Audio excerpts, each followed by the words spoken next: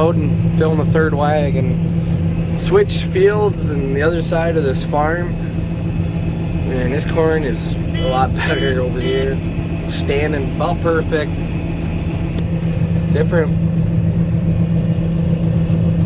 everything. I think it's a lot drier, really. Because I never seen it shell in the head so bad. I gotta slow down as much as I can. It'll literally hit the deck plate and I'll see kernels fly almost to the top of this windshield. It's ridiculous. I don't know what else I can really do about that. I mean, the head is as slow as it's gonna go. The deck plates, unless that one moved and I can't tell from the seat, are all set where they recommend. I mean, if you go too narrow, you can't fit the stock between the deck plates. So I don't know.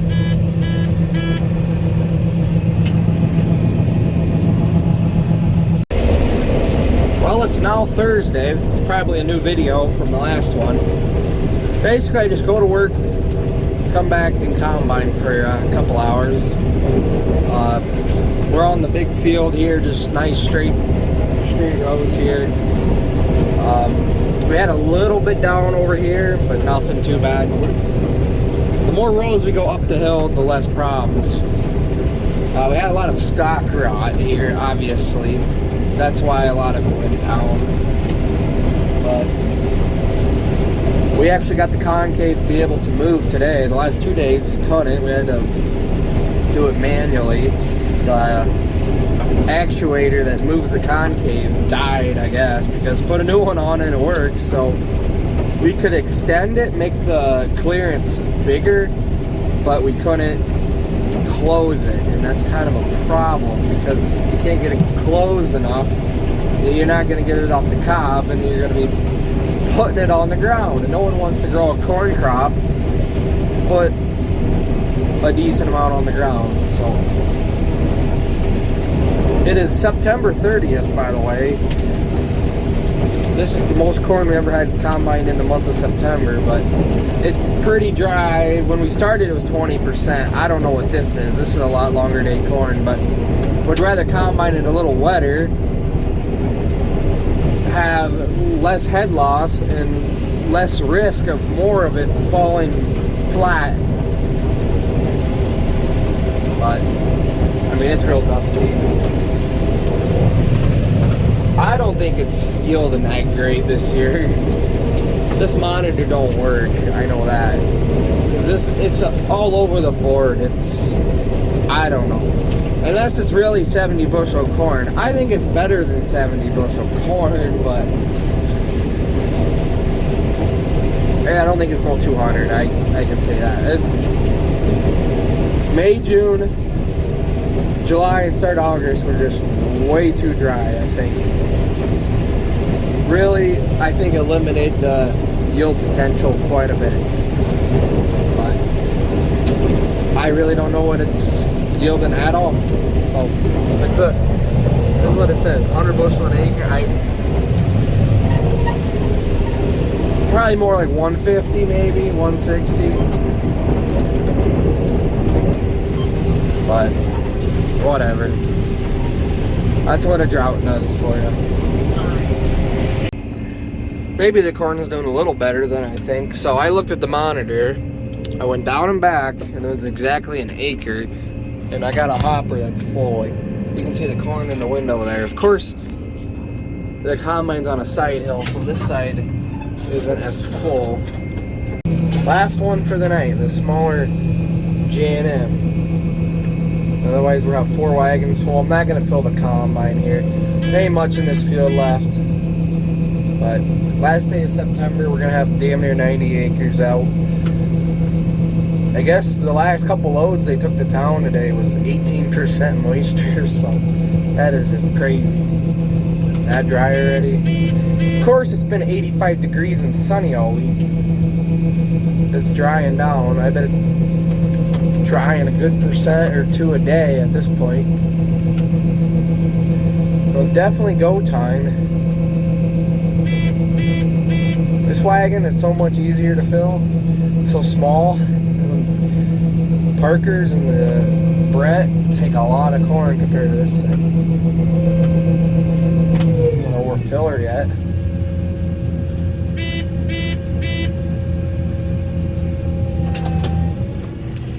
There, I got about, I don't know, half a hopper in there. I hope I didn't spill any out the back side.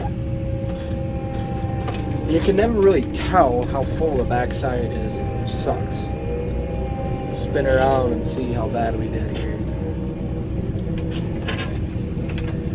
Well, we didn't spill any, but that middle section, I don't know how it didn't come out. The Parker up here hooked on the 4960. When I filled it, I got kernels sitting on the ledge. There might have been some that fell, but I didn't see a pile from the seat. But when you move that, that's going to slosh out a little bit. So that's real nice. Here it is right there.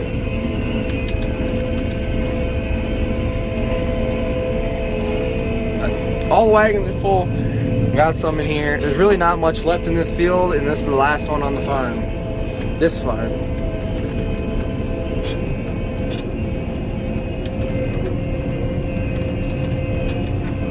Probably can't even tell.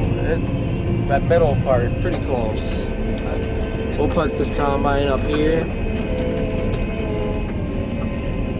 Call her a day. Let the engine cool a little bit before I shut her down. A couple minutes. Drop the head and call her. Well, it's now Friday, and Dad got that north farm done, and then another farm that had, I think, 13 acres on it. So, them two farms are done. Now we're at home on our second biggest field we have, 50-acre backfield as we call it. It's in the back of the farm. Probably some of the best ground we have. I don't know if it'll be the highest yielding corn because how many years in a row is this though? 4 or 5 years in a row of corn on corn on corn. I want to say either 2016 or 17 it was the last year it was in hay. I know 18 for sure was in corn. I think 17 was the first year.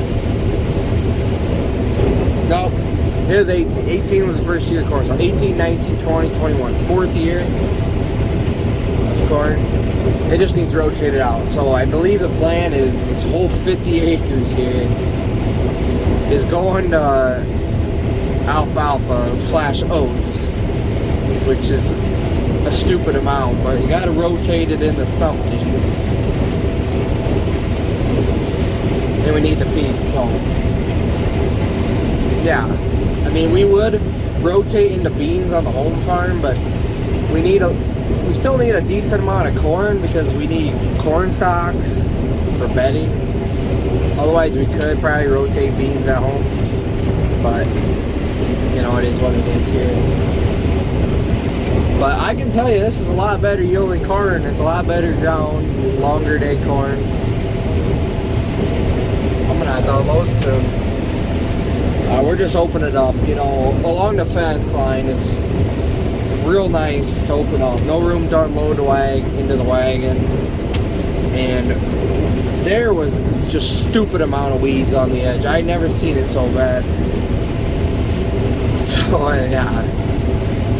But I was hoping I could get to the other end of the field before I got to unload, but I'm not. I might as well just go till the sensor bugs me. And then I have Roger right behind me,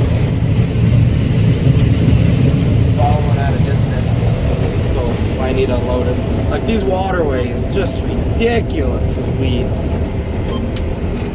See, we can't get into these waterways and mow them out during the summer.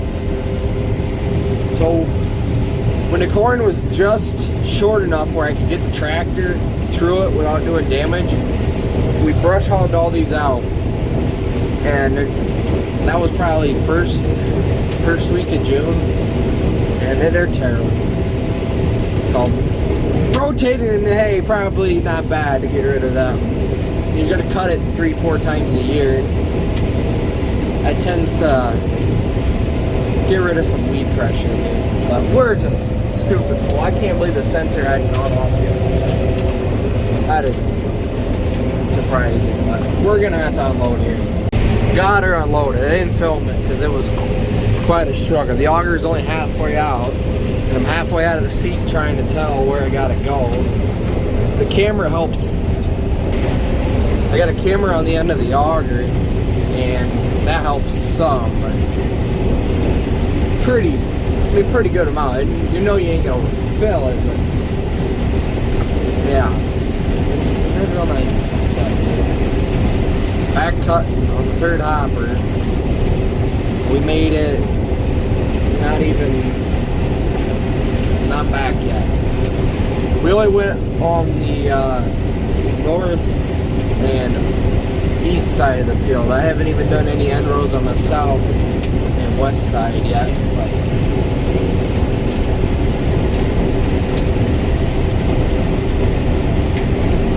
nice not having down corn. I gotta run the snoots a lot higher, and I don't get as much trash into the head. The other place, even where we're standing good, you still had some tipped over that you kind of wanted to scoop up, so you had to run lower. But here I can run a solid foot off the ground, a lot less stock getting fed. I mean, we're almost getting all ears just right there. You're obviously going to have to husk, but there's not that many leaves or stalks coming in compared to the other place.